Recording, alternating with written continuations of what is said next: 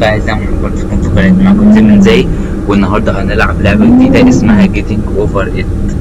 اللعبة دي انا شفت يوتيوبر كتار بيلعبوها ويعني اتعصبوا قوي منها، فانا قلت اجربها واشوف هل هيحصل لي فقدان امل وحاجة وعصبية وكده او هعرف افوز.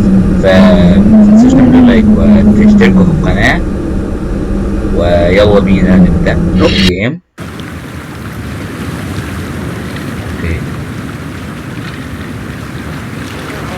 وات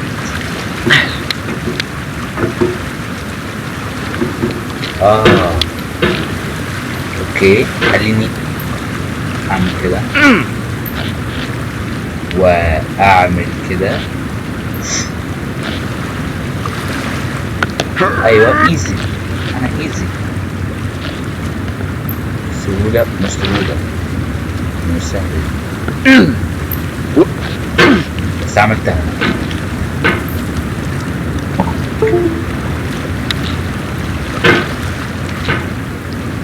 اوكي خليني افكر.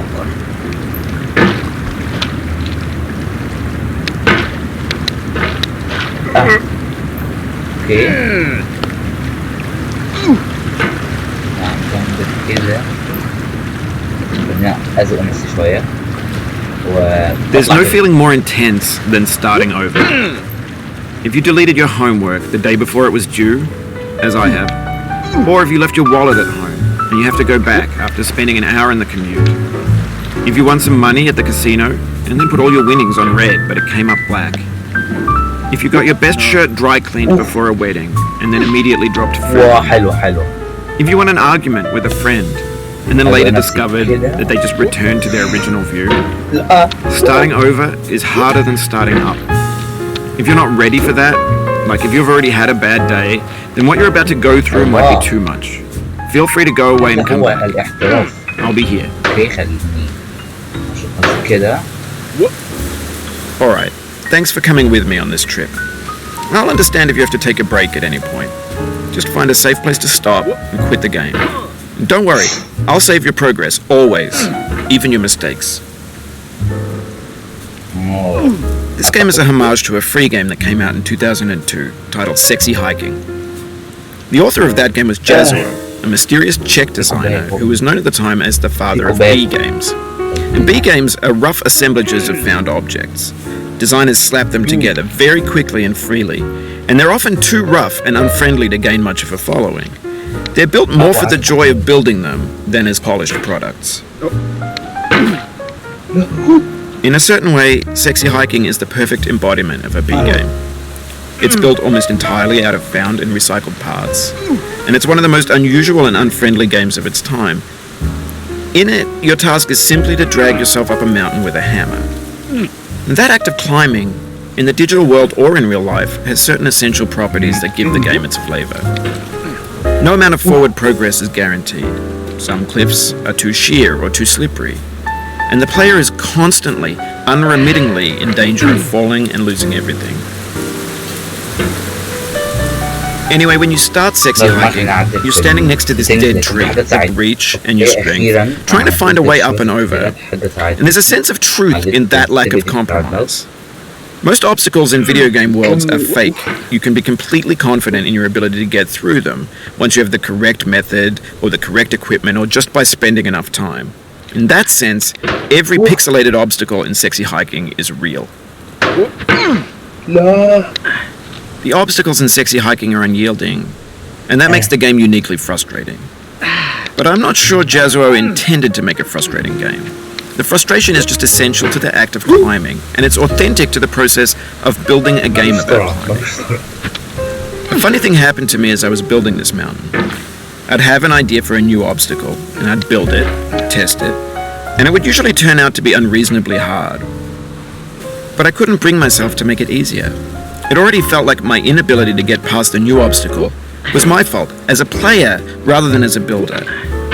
Imaginary mountains build themselves from our efforts to climb them, and it's our repeated attempts to reach the summit that turns those mountains into something real.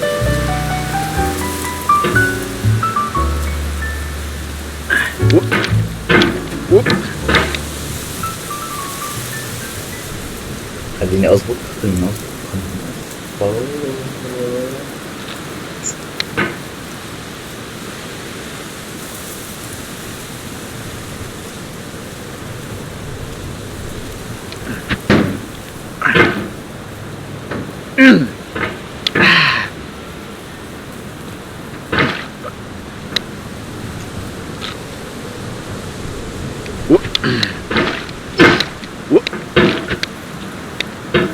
يو بقى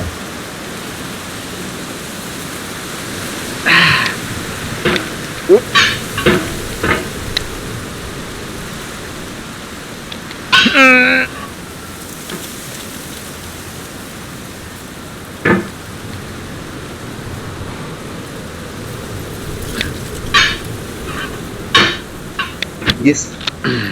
اوكي لا دي صعبة When you're building a video game world, you're building with ideas. And that can be like working with quickset cement. You mold your ideas into a certain shape that can be played with, and in the process of playing with them, they begin to harden and set until they're immutable, like rock. And at that point, you can't change the world. Not without breaking it into pieces and starting fresh with new ideas.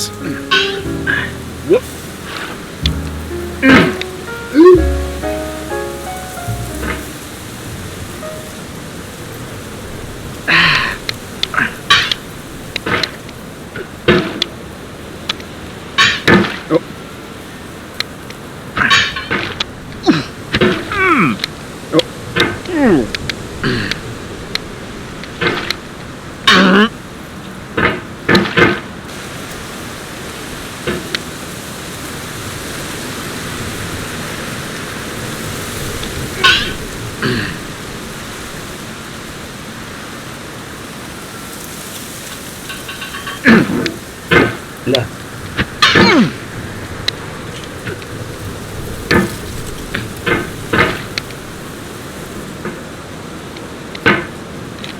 على شعر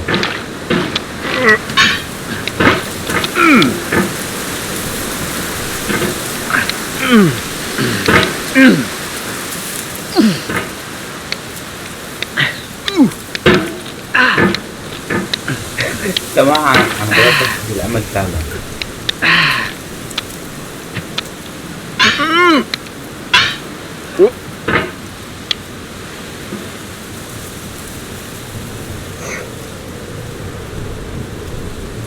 خليني أقف على الحجارة دي.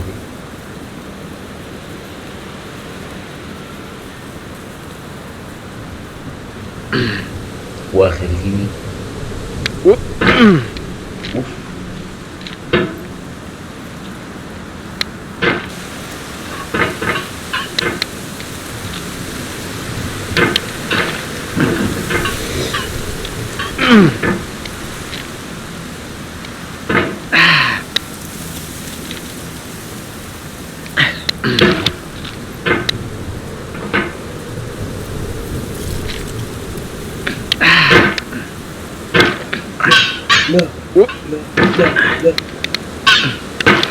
لا.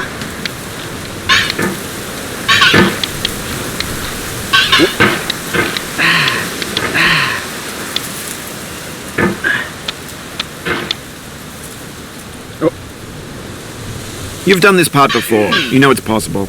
Just do what you did the first time.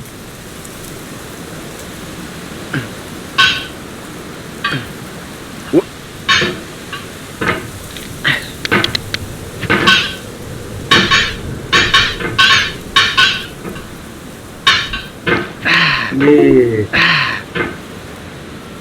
اللعبة مش بالصعوبة دي، عايزة تركيز. يلا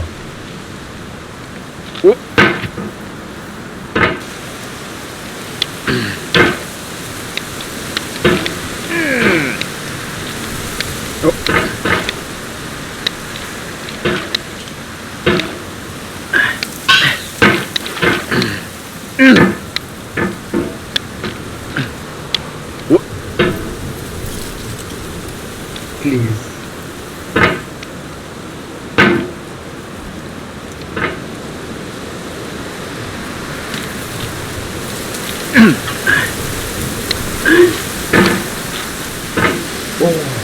الحمد لله.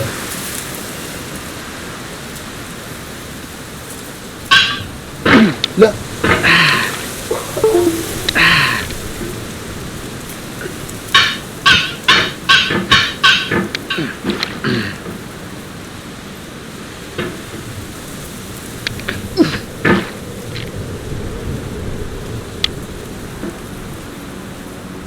مشكلتي مع هذا الشاكوش.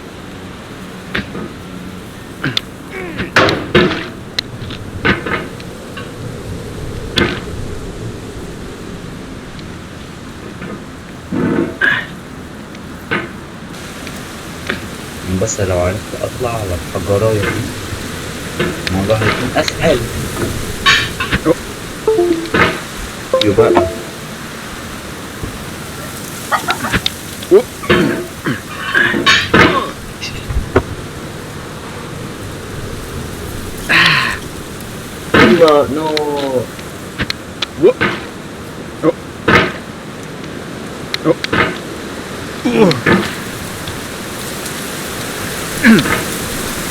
يا الحتة دي أنا أكرهها.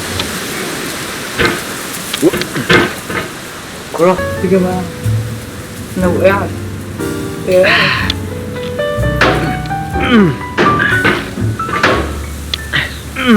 أنا بدأت أزعل.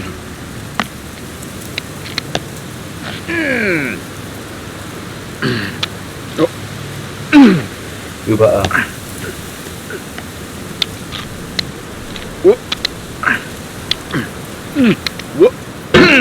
Oof, sorry about that. ما وقعت أكتر كمان مع الكوباية اللي أنا وقعتها.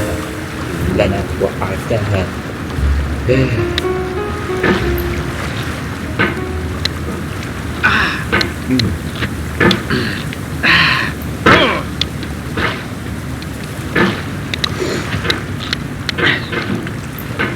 أنا خلاص.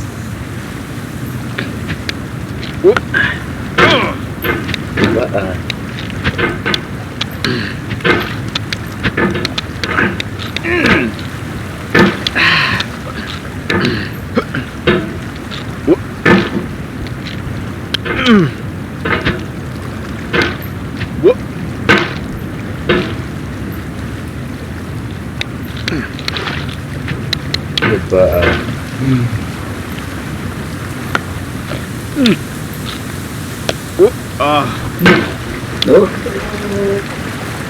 نجمع نوصل للهيك في وقت ما نجمع لكم. تعملوا لايك وتشتركوا في القناة ومع السلامة.